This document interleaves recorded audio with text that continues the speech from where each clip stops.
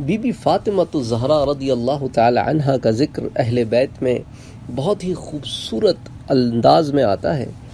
یہ حدیث متفق علیہ ہے، اس کو امام بخاری اور امام مسلم دونوں نے روایت کیا ہے، اور اس کی راویہ بھی دیکھیں، ان کی اس حدیث کی راویہ بھی اہل بیت میں سے ہیں، یعنی بی بی عائشہ رضی اللہ تعالی عنہا۔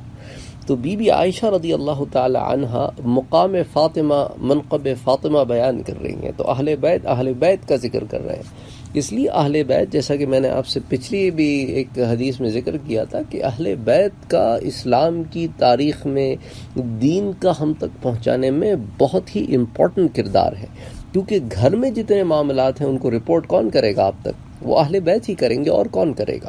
تو بی بی عائشہ سے روایت ہے، وہ کہتی ہیں کہ ہم اللہ کے رسول صلی اللہ علیہ وسلم کی بیویاں آپ کے پاس بیٹھی ہوئی تھیں کہ حضرت فاطمہ آئیں۔ ان کا چلنا، جو ان کا جو ایک سٹائل تھا چلنے کا، جس طرح وہ چلتی تھیں، حضور اکرم صلی اللہ علیہ وسلم کی چال سے نہیں چپتی تھی۔ جب آپ نے اسے دیکھا تو فرمایا کہ میری بیٹی کے لیے جگہ بناؤ، تو ہم سب نے جگہ بنائی اور ان کو بٹھایا۔ تو حضور صلی اللہ علیہ وسلم نے ان کے کان میں چپکے سے ایک بات کی، تو حضرت فاطمہ رضی اللہ تعالی عنہ سخت روئیں۔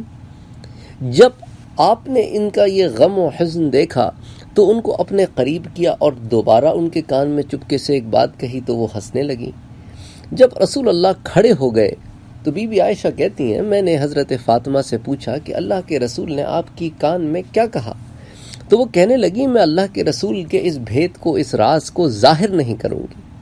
جب حضرت صلی اللہ علیہ وآلہ وسلم فوت ہو گئے اور آپ کا انتقال ہو گیا تو بی بی عائشہ کہتے ہیں میرے ذہن میں وہ بات تھی، تو میں نے پھر ایک دفعہ فاطمہ کو اپروچ کیا، تو میں نے ان سے کہا کہ میں تجھ کو اس حق کا واسطہ دیتی ہوں جو تجھ پر میرا ہے، تو مجھے ضرور بتا کہ وہ کیا بات تھی جو حضور نے تم سے کہی۔ کہ یہ ان لوگوں میں ایک تڑپ تھی نا، کوئی دین کی ایسی بات ہو، کوئی ایسا علم ہو، اللہ کا کوئی ایسا حکم ہو، ہم اس پر عمل کریں، پھر جنت کے حقدار بنیں، آگے بڑھیں، اللہ کو راضی کریں۔ تو وہ سارا وقت ان کے ذہن میں یہی چلتا تھا کہ کوئی بات، حضور کی تو ہر بات وہی ہے، حضور کی کوئی بات اور ہم تک پہنچ جائے۔ اور پھر بی بی عائشہ کا حضور سے تعلق اور محبت، اللہ اکبر، وہ کیسے ایسی بات کو چھوڑ دیں جو حضور کی ہو اور وہ ظاہر ہو سکتی ہو تو اس کو پا نہ لیں۔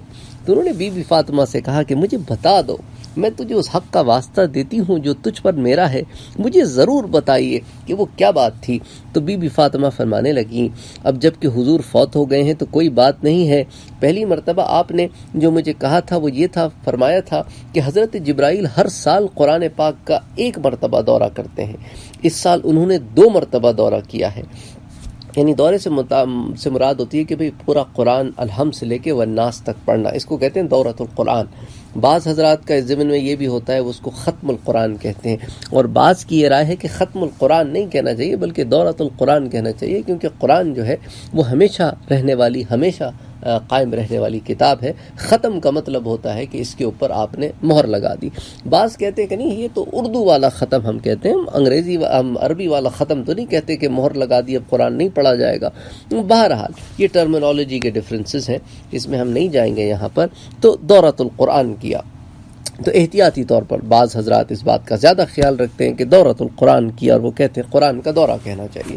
تو بہرحال حضرت جبرائیل نے اس سال 2 دفعہ دورہ کیا۔ تو حضور کہتے ہیں بی بی فاطمہ سے کہا کہ میرا خیال ہے میرا وقت اب قریب آ گیا ہے، تو اللہ سے ڈر اور صبر کر، میں تیرے لیے اچھا پیش رو ہوں۔ تو بی بی فاطمہ کہتی ہیں کہ جب میں نے یہ حضور سے یہ سنا تو پھر مجھ سے صبر نہ ہوا اور میں رو پڑی۔ تو حضور نے دیکھا کہ میں رو پڑی ہوں اور میں غمگین اور اداس ہو گئی ہوں، تو مجھے ایک مرتبہ پھر اپنے قریب کیا اور میرے کان میں کچھ کہا، تو وہ یہ کہا کہ اے فاطمہ، کیا تو اس بات سے راضی نہیں کہ جنتی عورتوں کی سردار ہوگی؟ یا یہ فرمایا کہ مومن عورتوں کی سردار ہوگی۔ اچھا، ایک تو یہ حضور صلی اللہ علیہ وسلم کی یہ بات جب میں نے سنی تو میں ہنس پڑی، میں خوش ہو گئی کہ اللہ کے رسول نے مجھے جنت کی بھی بشارت دی، اور صرف یہ نہیں بلکہ یہ بھی کہا کہ تم مومن عورتوں کی وہاں سردار ہوگی، یا عورتوں کی سردار ہوگی۔ اچھا، ایک روایت میں یہ ہے کہ آپ صلی اللہ علیہ وسلم نے مجھ کو خبر دی کہ میں اس بیماری میں فوت ہو جاؤں گا، تو میں رو پڑی۔ پھر میرے کان میں چپکے سے فرمایا تو میرے گھر والوں میں سے سب سے پہلے مجھے ملے گی، تو میں ہنس پڑی کہ حضور سے زیادہ دن دور نہیں رہنا پڑے گا۔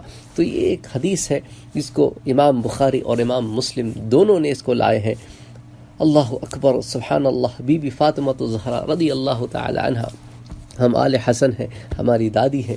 اللہ اکبر، اللہ ہم سب کے درجات کو بلند کرے اور روز حشر اہل بیت کے ساتھ ہمیں بھی جنت میں داخل کرے اور ان کا پڑوس دے، حضور صلی اللہ علیہ وسلم کے پڑوس میں ہوں جہاں اہل بیت بھی رہتے ہوں۔ سبحان اللہ، اللہ ہماری ان تمناؤں کو پورا کرے۔ اللہ تو قادر ہیں، اللہ سے مانگنا چاہیے اور اعلیٰ چیز مانگنی چاہیے۔